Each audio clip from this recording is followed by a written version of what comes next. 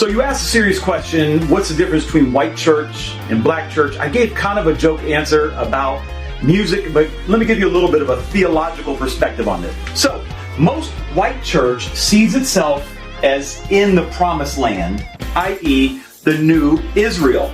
And much of the white church focuses on how do we flourish in the promised land? How do we get all of God's blessing? We stay prosperous, keep God's presence on us, keep His favor in our lives. That's why so much of Hillsong, Elevation, Bethel talk about the presence of God staying with us, God blessing us and keeping us and all of that good stuff. Let's contrast that with what we call the black church. This is my map.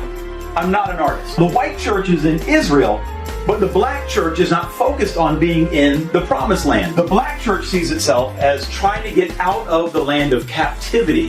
How do we get freed from the bondage of Egypt?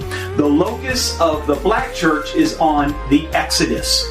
Get out of the place of captivity into the land of promise. That's why so much gospel music centers on deliverance, about God taking you over, about God coming and breaking chains and breaking shackles. There is a theological difference between white church, I'm in the promised land, keep me prosperous, and the black church, I need to get out of this bondage that I find myself in society. That's my quick answer. If you want to read a little bit more in depth on it, I would recommend The Color of Compromise by Jemar Tisby, A Black Theology of Liberation by James Cone. It's a little dated, but it's always a classic. Willie James Jennings, The Christian Imagination, Theology and Origin of Race.